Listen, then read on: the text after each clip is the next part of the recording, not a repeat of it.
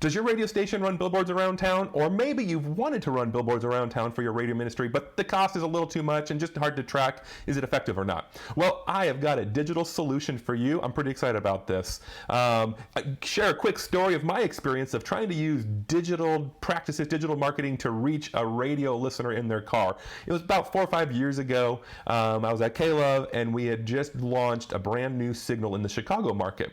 And so what I did was took the billboards that we had running around town, made them digital optimized, and ran Facebook ads and Instagram ads in the morning, around drive time, and in the evening, when people are heading back from home, with the idea of I'm going to run these, and hopefully people, they check their Facebook or Instagram before they leave for work, and then also before they head home. But we also know people are skimming and scanning their social media apps, hopefully only at stoplights, but also other times. And so did that. I don't really have any pure hard data saying that was the most effective way to do it, but it was a nice idea. Well, introducing a new solution I'm pretty excited about, because this clearly reaches people while they are in their car. The most likely chance to be able to get them to punch in your radio station and sample and check it out. It is called Waze. Waze is a map app. It's actually, I think a few years ago, was bought by Google.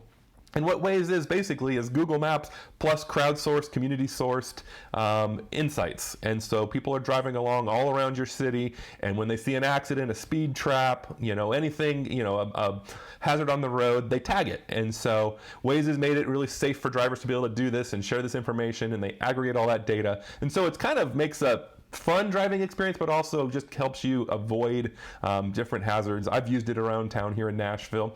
And so anyway, when I started looking into the advertising options within Waze, the key businesses that they target are brick and mortar, restaurants and places that want to drive foot traffic. Because again, you've got your app open, it's driving there, and you can click and go drive somewhere. Well, I'm pretty sure you don't want people showing up to your radio station, but you do want them knowing your radio frequency while they're in their car. So I reached out to Google/Waze and started having a conversation with them and explaining, here's what would work really well for my friends in radio. And they told me about this other ad platform that really wasn't publicized on their website, and it is called the Zero Speed Takeover, which basically that means when you're driving along, you come to a stoplight, as soon as they know when your car comes to a stop, the screen has a takeover. A banner ad comes up there. And they have another call to action there where you can tap a button, save for later, which what's great about that is someone who's interested in what you're talking about, they'll get an email and an app alert later in the day where they can dive in a little bit more, see what you have to offer on your website, email, text message, all that good stuff.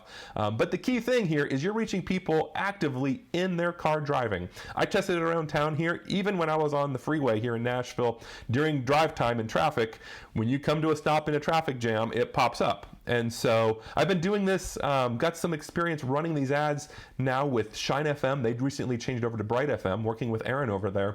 And it's been great just to be able to see, we know who is seeing these ads in their car, how many people are tapping on it, and then eventually we'll see how many people came to our website and converted, started listening online, downloaded the app, all that good stuff. But again, the key thing here is we're wanting to reach people in their car. So if you'd love to learn more about this and see if it maybe would work great to complement any billboard campaign you've got coming up around town, maybe launching Christmas or any other initiative to grow your listening audience to the specific target demographic that you want.